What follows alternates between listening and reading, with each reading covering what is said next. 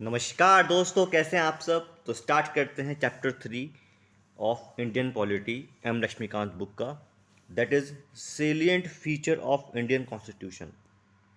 तो इसमें देखते हैं चैप्टर में कौन से मेन पॉइंट्स हैं जो कि हमें ध्यान रखने हैं एग्ज़ाम पॉइंट ऑफ व्यू से। तो दोस्तों, फर्स्ट पॉइंट है, इंडियन कॉन्स्टिट्यूशन जो है वो बहुत सबसे लंबा लेंथीएस्ट रिटन कॉन्स्टिट्यूशन है पूरे वर्ल्ड का। आपको मालूम है ये बात। जब संविधान बनाया गया हमारा, उस टाइम पर जो निर्माता थे, उन्होंने जितने वर्ल्ड के कंट्रीज़ के संविधान बने हुए थे उस टाइम पर, अधिकतर कंट्रीज़ के संविधान पढ़े, उसके मेन मेन पॉइंट्स छाट कर तब हमारे संविधान में इंक्लूड किया। अपने पॉइंट्स भी लेके आए थे, लेकिन और भी संविधान से प्रेरित है हमारा संविधान। ठीक है, तो इसलिए बहुत ही लंबा, और सबसे बड़ी बात है कि लिखा हुआ। जैसे अमेरिका का हम बात करें तो जो है वो रिटन नहीं है। ठीक है, तो लेंथीएस्ट रिटन कॉन्स्टिट्यूशन, ठीक है, ये है संविधान इंडिया का। इतना बड़ा क्यों है? क्योंकि इसमें स्टार्टिंग में जब बना था, देर वर 395 आर्टिकल्स, 395 आर्टिकल्स थे, 1 प्रियम्बल, 22 पार्ट्स, 8 शेड्यूल्स, इतनी चीज़ें थीं। ठीक है, लेकिन अब और बड़ा हो चुका है। अगर हम बात करें आज की, there are 450 articles, 1 preamble, 24 parts and 12 schedules. आज इतने हैं। मतलब कि ये कह सकते हैं कि जो है, जब संविधान बना था उस टाइम से भी बड़ा अब हो चुका है संविधान हमारा। इतना बड़ा बनने का रीज़न क्या हुआ संविधान का? तो जो पॉलिटी में लक्ष्मीकांत में बताया गया है वो रीजंस कौन कौन से हैं। First is geographical factors, second is historical factors, third is single constitution for state and centre, and fourth is dominance of legal people. दोस्तों, मैं अपनी एक बात सही करूँगा। अमेरिका का संविधान रिटन है, लेकिन वहाँ पर संविधान जो है स्टेट और सेंटर का अलग अलग है। ठीक है, इसलिए वो छोटा हो जाता है इंडिया से, लेकिन रिटन ही है अमेरिका का।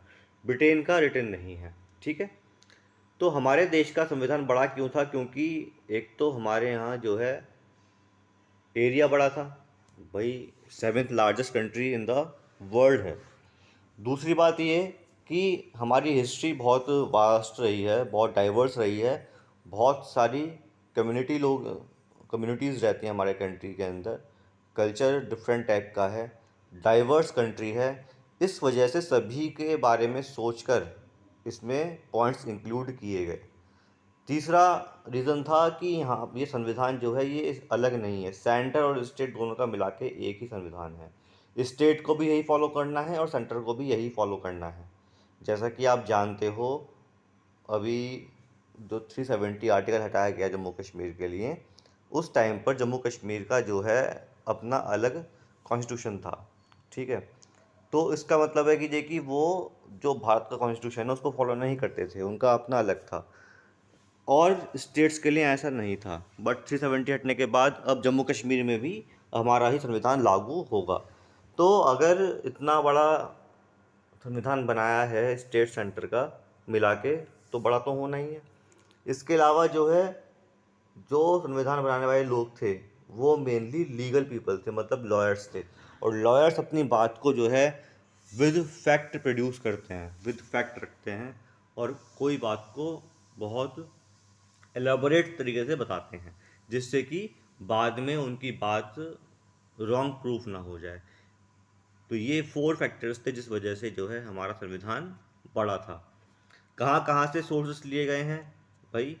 गवर्नमेंट ऑफ इंडिया एक्ट जो आया था 1935, वहाँ से, अमेरिकन कॉन्स्टिट्यूशन से, Russian constitution, UK constitution, France, Australia, Germany, Ireland, इन सब से जो है मदद ली गई है, तब जाके हमारा संविधान बना है।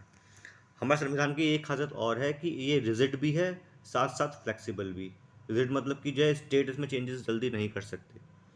फ्लेक्सिबल इसलिए है कि जो कि पार्लियामेंट चाहे, मींस जो यूनियन गवर्नमेंट है वो चाहे तो चेंजेस कर सकती है, बट प्रोसीजर थोड़ा लंबा है। तो दोनों ही चीज़ें इसके अंदर हैं।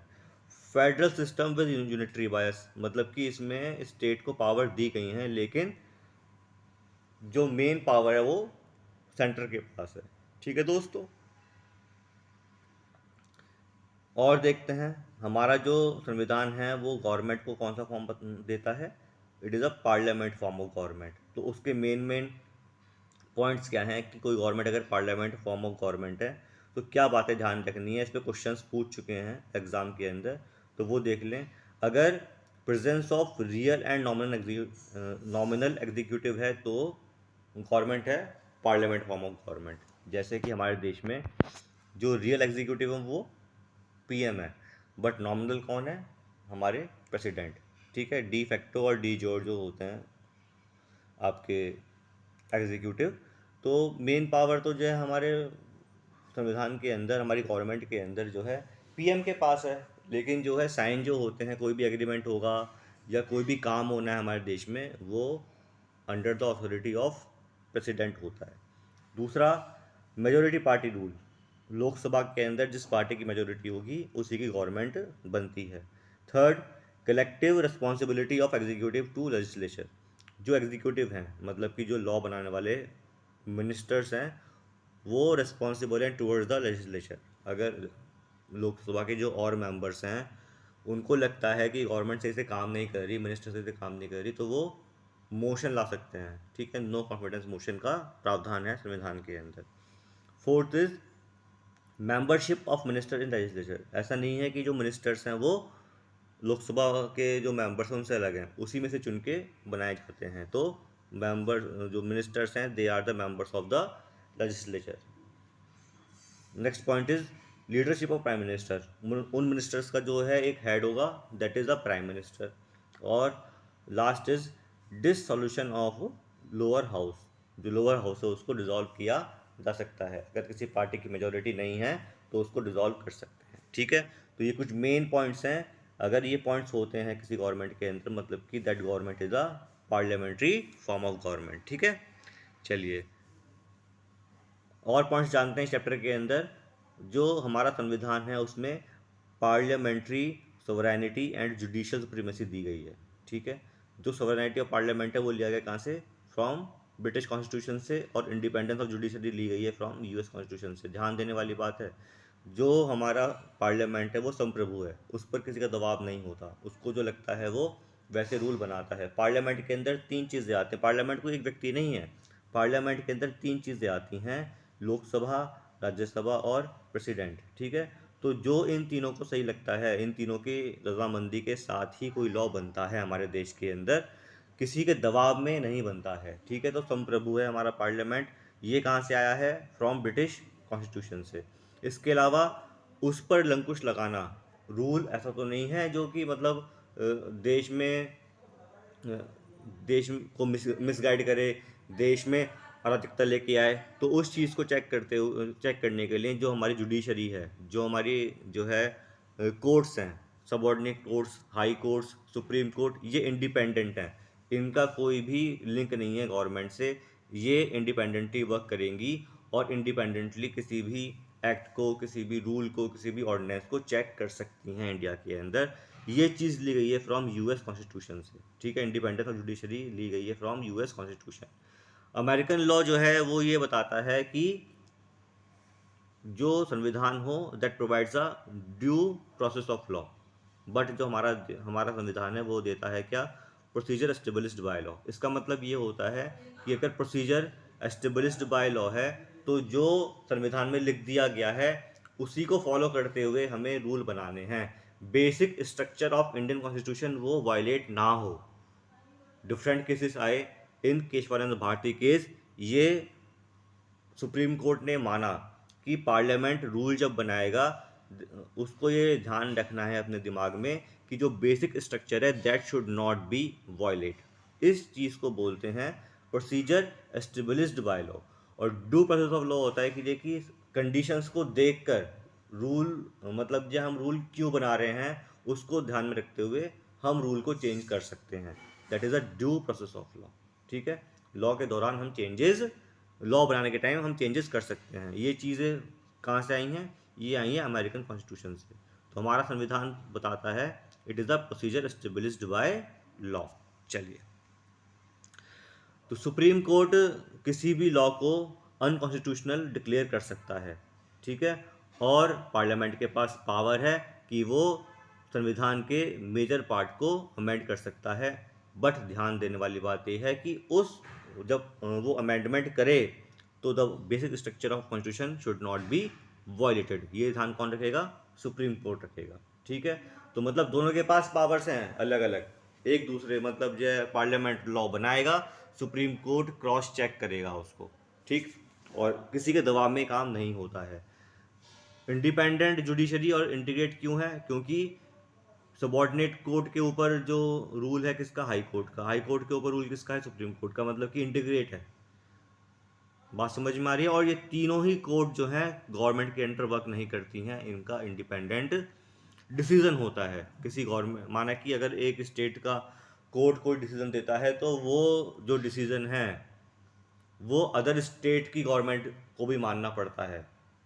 बात समझ में आ रही है? और अदर स्टेट की कोर्ट भी उस डिसीजन को फॉलो कर सकती हैं, दूसरे स्टेट के कोर्ट की डिसीजन को फॉलो कर सकती हैं, उनका रेफरेंस ले सकती हैं अपने डिसीजन को देने के लिए। तो that is a integrated and independent judiciary. Supreme court is the highest court of appeal. सबसे बड़ी मतलब सबसे हाईएस्ट कोर्ट अपील की कौन सी है? Supreme court. आप पहले जाते हो सबॉर्डिनेट कोर्ट में, वहाँ आपकी बात नहीं मानी गई तो आप जाते हो फिर हाई कोर्ट में अपील करने के लिए, वहाँ नहीं मानी गई तो आप जाते हो सुप्रीम कोर्ट के पास। सबसे हाईएस्ट कोर्ट कौन सी है अपील करने की? That is the supreme court. Supreme court is also called as a guarantor and guardian of Indian constitution. Guarantor of fundamental rights and guardian of Indian constitution, ये बोलते हैं supreme court को। Question पूछ चुके हैं, हर point पे question आया दोस्तों, हर पॉइंट पे। इसके अलावा फंडामेंटल राइट्स का प्रोविजन है हमारे संविधान के अंदर, पार्ट थर्ड, 22 पार्ट है उसमें से पार्ट थर्ड के अंदर फंडामेंटल राइट्स बताए गए हैं। 6 फंडामेंटल राइट्स हैं। Right to equality article 14 to 18, right to freedom 19 से 22, right against exploitation 23-24, right to freedom of religion 25 से 28, cultural and educational rights 29-30, and right to constitutional remedies, heart of the Indian constitution, soul of the Indian constitution कहलाता है ये article 32, right to constitutional remedies. इसी article के तहत, article 32 के तहत जो है रिट्स आती हैं। रिट्स आती हैं आर्टिकल 32 के तहत।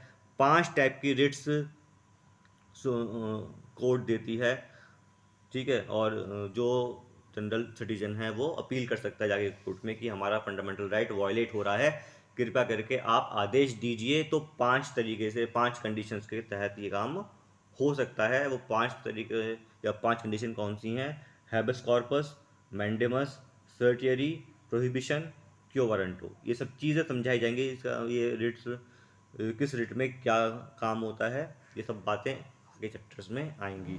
अभी तो आप समझिए 5 रिट होती हैं। फंडामेंटल राइट्स को सस्पेंड कर सकते हैं ड्यूरिंग ओनली नेशनल इमरजेंसी, और उसमें भी 20 और 21 सस्पेंड नहीं होते हैं, बाकी सारे सस्पेंड हो सकते हैं, लेकिन if there is a national emergency.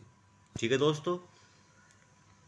तो दोस्तों उम्मीद करता हूँ कि जो है इस चैप्टर की बातें, जो मेन पॉइंट्स हैं, आपने नोट कर लिए होंगे या सुन लिए होंगे। एक बार और देखेंगे तो जो आपके माइंड में नोट्स जो है छप जाएंगे। और यकीन मानिए लक्ष्मीकांत की बुक का एक एक पॉइंट लिया गया है जो इम्पोर्टेंट है एग्ज़ाम पॉइंट ऑफ व्यू से। अगर आप ये नोट्स देख लेते हैं तो आपका एम लक्ष्मीकांत की बुक पूरी कवर हो जाती है holistically. Thank you, have a nice day.